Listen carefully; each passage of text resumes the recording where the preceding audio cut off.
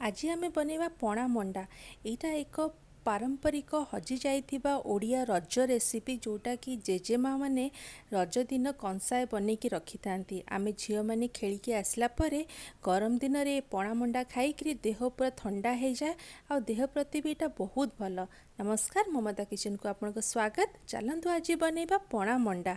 तो तापई मु फर्स्ट गोटे कड़ाई रे 2 ग्लास पानी नहीं, लुण चीनी दे देइछि, तेजपत्र दे देइछि, आउ गोटे कप चाउल गुंड दे देइछि। एबे आमे बनाउछे मंडा पिठा जोटा कि रेगुलरली आमे जेमती बनाती सेमिति ही बनैबा।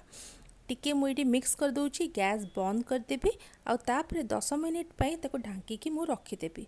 10 मिनिट परे गैस ऑन करिकरी टिके गोटे चम्मच घिओ दे देबी। घिओ देकी भल कि एटा जंती देबी। आपण बेसी पानी देवा दरकार नहीं। जदि आपण गोटे कप चाउल गुंड नौचंती ताली 2 कप आपण पानी नेबे। एटी चाउल गुंड को आमे भल कि जंती दबा आपण मीडियम हीट रे 8 रु 9 मिनिट जाए आपण जंती दियंतु। देखंतु केते भल भाबरे जंती हे गेलानी, सॉफ्ट डो हे गेलानी। एबे याको ढांकी कि आमे साइड रे रखि दबा। एबे आमे तैयारी करिबा पूरा। तापई मु गुड़ नहीं, गुड़ को भल कि आमे मेल्ट करदबा। एथरे मु गोटे कप गुड़ नहीं, मेल्ट हैला परे सेथरे मु गोटे कप नड़िया कोरा दे देबी आ टिके गार्निशिंग पय रखिबी। भल कि मिक्स करदबा। अलैच आ गोलमरिचर गुंड दे दबा। एते बहुत बढ़िया बास्ना आसे। आपण चाहिले ड्राई फ्रूट्स भी दे पारिबे। तापरे सेथरे मु गोटे चम्मच घिओ देइकरी मिक्स कर देबी। आम नड़िया कोरा तैयारी हे गलानी। एबे चलंतु आमे जो चाउल गुंडर जंतुणीटा बनैते ताको भल कि आमे दली दबा। टिके घिओ देगी आपण ताको बहुत भल भाबरे दली दली कि गोटे सॉफ्ट डो बनै देबे। जेते सॉफ्ट रहिबो, जेते भल कि आपण दली थिबे, मंडा पिठा गढ़िया पई सेते इजी हबो आ क्रैक जम्मा भी रहिबनी। तो देखंतु मु एटी भल भाबे दली कि गोटे सॉफ्ट डो बनै देछि। एबे मु ताको छोटो छोटो गोला रे डिवाइड कर देबी।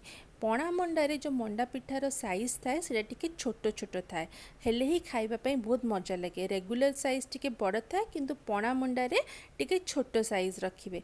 आ गढ़िया पई जेमिति आमे रेगुलर आम मंडा पिठा को आमे गढ़ुछु सेही भाबे ही आपण गढ़िबे, किंतु साइजटा टिके छोटो रहिबो। ए देखंतु बहुत भल भाबरे आपण टिके पूरा एथरे बेसिकी देबे आ धीरे धीरे आपण मंडा पिठाटा को बांधी देबे एपरी। आ जदि भी किछि टिके क्रैक रही जाउची ताले किछि चिंता नहीं, आपण धीरे धीरे ताको भी टिके भरी देबे। किछि एटा भांगीबनी, किछि हेबनी, कारण आमे बहुत भल भाबे ताको सॉफ्ट डो बनैतले, जम्मा भी एटा भांगीबनी।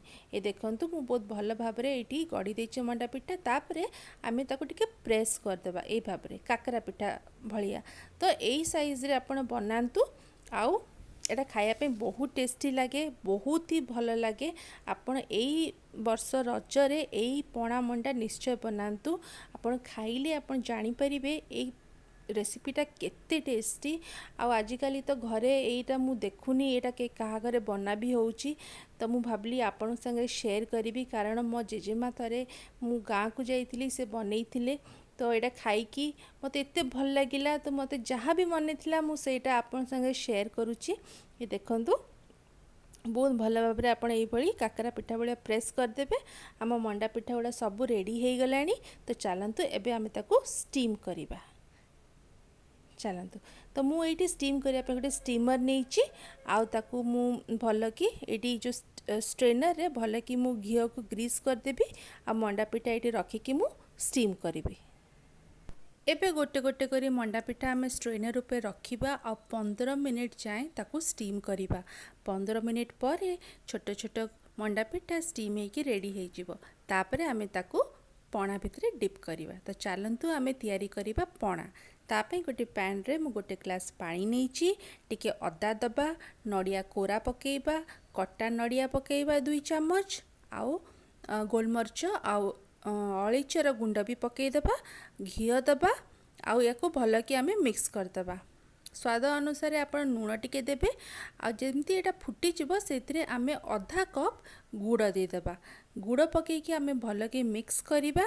आ जेमिति गुड़टा मेल्ट हो जिवो सेतिरे आमे दबा छेना। छेना देकी ताको आमे गैस बंद करदबा। बेसी पणा को आपण फुटेबेनी, टिके पतला रहिबो पणाटा। ହେଲେ ହିଁ ଭଲ ଲାଗିବ। ଦେଖନ୍ତୁ ଆମ ପଣା ରେଡ଼ି ହେଇଗଲାଣି।